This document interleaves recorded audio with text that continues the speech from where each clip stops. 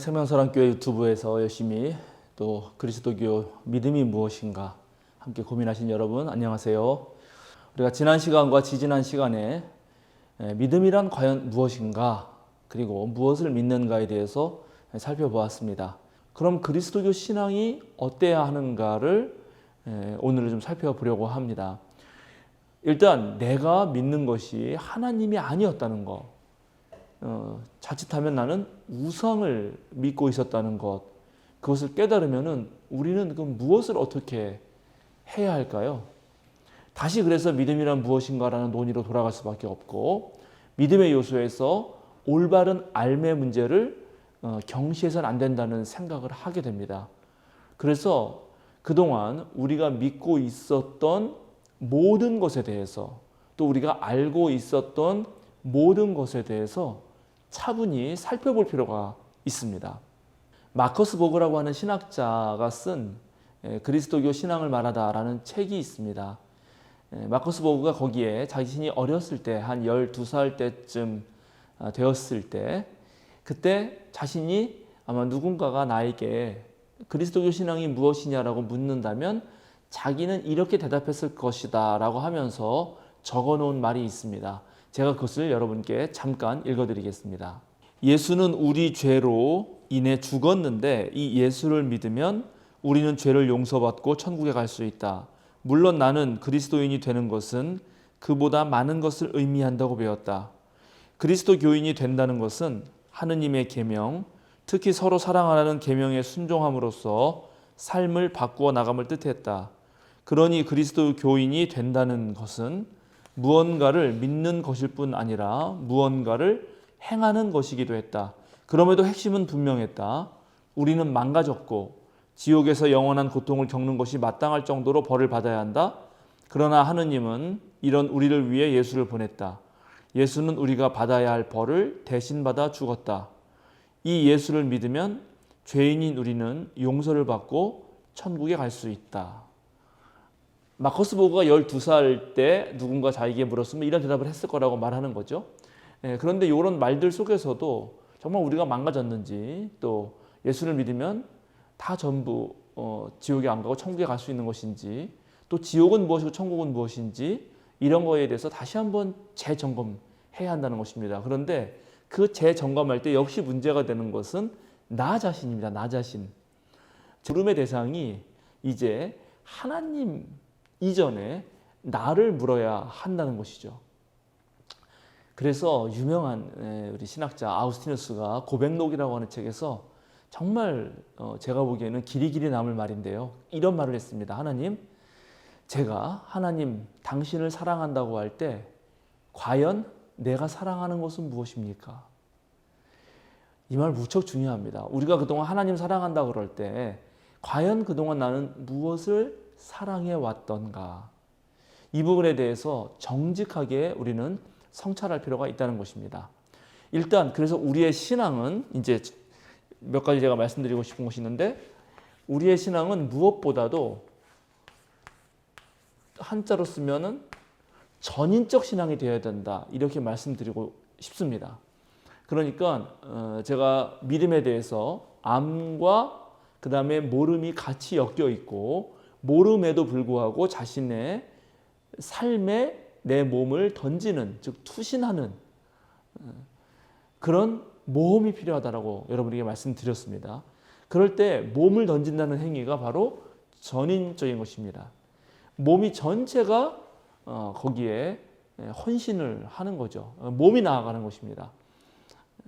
그런데 그동안 인간은 상당히 오랜 세월 동안 특별히 서구신학 전통에서 정신과 몸을 나누었습니다. 그리고 몸은 좀 더, 육체는 좀 더 낮은 것으로 여기고 정신을 훨씬 더 높은 가치로 생각했습니다. 인간은 생각하는 동물이다라든지 그런 말들, 아리스토텔레스가 했던 이성적 동물이라는 말을 통해서 더더욱 강조되곤 했죠. 그래서 믿음을 전인적인 것으로 생각하지 않고 어떤 한 부분으로 그렇게 생각하기가 쉬웠습니다. 특별히 정신이라고 할 때 이 정신도 크게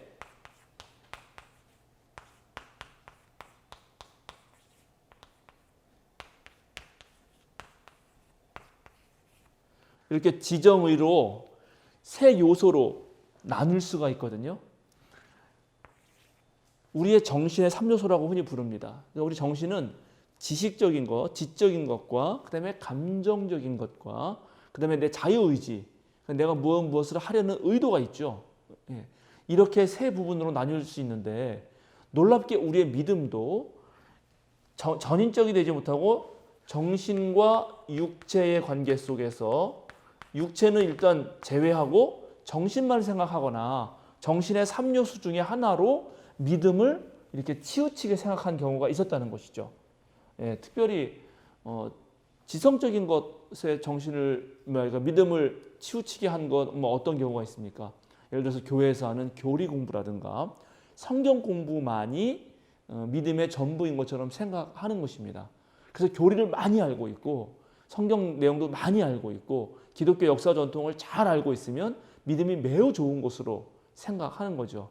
그것이 물론 필요한 것인데 그것만 전부라고 여기면 그건 잘못된 믿음입니다. 반대로 또 아는 건 적지만 감정적으로 우리나라 같은 경우는 특별히 통성기도를 한다든지 또는 아주 찬양 집회를 한다든지 우리가 수련회 가서 다양한 어떤 특별한 신앙 활동을 통해서 가슴이 뜨거워지는 경험을 할 수가 있죠. 그런데 그렇게 내 어떤 감정적 흥분 상태가 되는 것을 가지고 그것이 믿음이 아주 좋은 것으로 여긴 그런 또 그렇게 생각할 때도 있었습니다. 그것뿐만이겠습니까?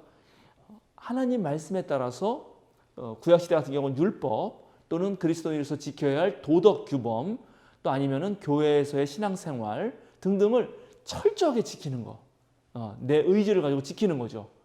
그렇게 잘 지키면 와, 저 사람 믿음 좋다 이렇게 생각한 적이 있었죠. 그는 믿음이 각각 하나는 지적으로, 하나는 감정적으로, 하나는 자유의지적으로 치우쳐 있던 것이죠. 이렇게 치우쳐 있는 것은 참된 믿음이 아닙니다. 이건 제 말이 아니라 이거는 폴 틸리라고 하는 신학자가 믿음의 역동성이라는 책에서 믿음이 아닌 것에 대해서 논의하면서 그리스도교 믿음이라고 하는 것은 이렇게 어느 한쪽으로 치우친 것이 아니다. 예를 들어서 지적인 대로 치우치게 되면 그 사람은 어떻게 되죠? 성경주의나 교리주의에 빠지게 되고 교만한 사람이 됩니다. 내가 너보다 많은 걸 알고 있다.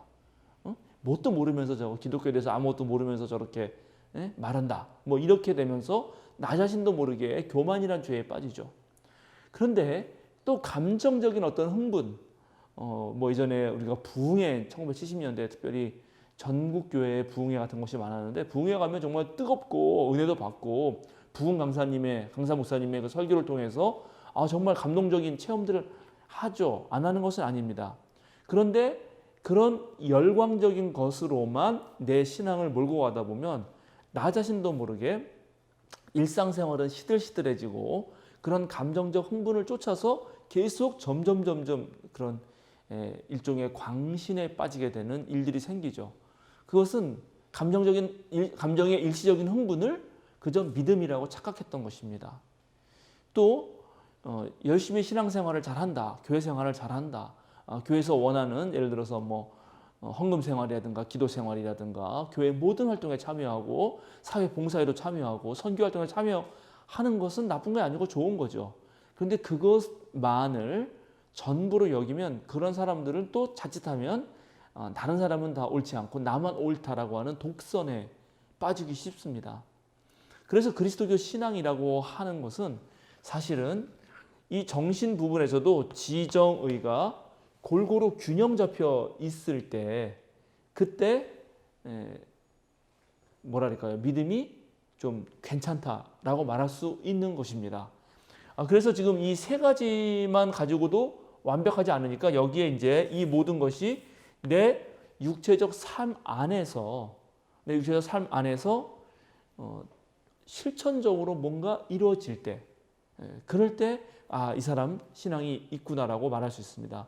그래서 전통적으로 이제 그리스도교 신앙이란 다시 한번 정의를 해보자. 그러면 네 가지 요소 정도를 말할 수 있는데요. 자, 여기 보면은 기본적으로 우리가 그리스도교 신앙을 갖는다 그러면 그 기독교 신앙의 요소 중에 중요한 빌리프가 있습니다. 빌리프. 이거는 어떠한 아까 말씀드린 대로 정신적 측면 중에서 지적인 측면을 말하는 것입니다. belief. 아까 지적인 측면 제가 말씀드렸죠. 그러니까 그리스도교 성경이라든가 그리스도교 신앙의 내용을 잘 알고 그것을 충분히 이해하고 있는 것. 그 다음에 그렇게 이해한 것이 이제 머리로만 이해되는 것뿐만 아니라 가슴으로도 내려와서 우리 삶 속에서 하나님은 정말 살아계신 분이라고 그렇게 느껴지는 것. 그래서 하나님을 신뢰하는 것. 트러스트. 이 부분이 들어가는 거죠.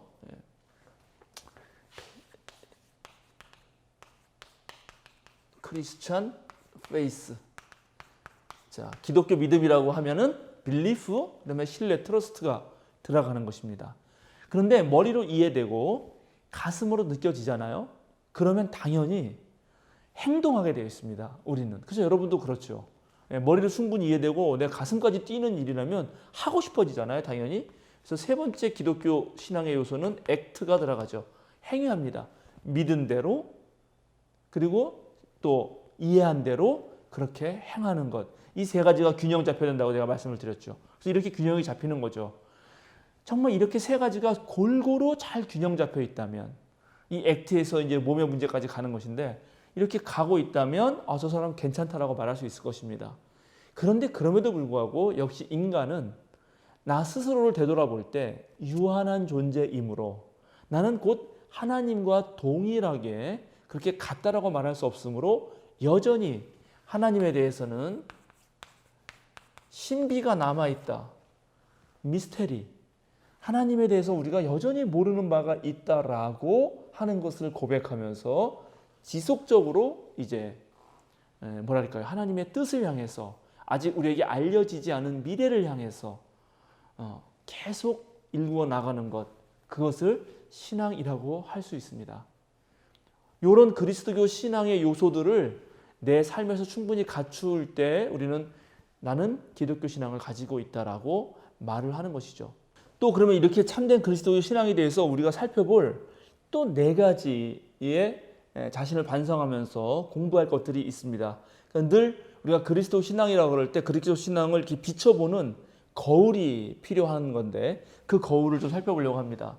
일단 신비의 영역에 있어서는 당연히 성서, 즉 성서를 통한 또는 이제 우리 그 기독교 신학 전통에서 하나님이 두 개의 책을 주셨다고 했는데 그 두 개 책 중에 하나인 자연 또는 뭐 역사적 사건 뭘 통해 상관없는데 그런 걸 통해서 우리에게 내리는 하나님의 계시 정말 이게 하나님의 뜻이냐 어떠냐 하나님의 계시 특별히 이제 성서가 그렇다고 하니까 우리 성서만 제가 대표로 써놨지만 계시를 생각해야 되고요. 그 다음에 이 계시가 우리들 인간의 이성적으로 얼마든지 어떻게 만나고 이해할 수 있고 충분히 정말 이해되는 신앙, 설명하는 신앙인가 아닌가를 또 염두에 둬야 됩니다. 그래서 여기서는 우리에게는 또 이성이라는 것이 필요하죠. 이성의 역할을 가장 잘 해주는 것이 바로 신학입니다. 계시를 잘 보여주는 것이 성서라면 성서를 풀어서 신학적 언어로 표현해 주는 거죠. 그죠? 이런 것들을 또 우리가 늘 생각해 봐야 되는 것이고 성서만 읽고 신학만 공부한다고 신앙이 생기는 것이 아니니까 직접 몸으로 뛰어서 실천해 봐야 된다는 거죠. 그것을 우리는 삶의 체험에서 하나님을 만날 수가 있습니다. 그래서 실제적으로 이 체험은 실천을 할 때만 가능합니다. 여러분이 기도와 성서 말씀을 통해서 배우고 안 것들을 가지고 실천을 해 나갈 때 그럴 때 기독교 신앙이 생기는 거죠.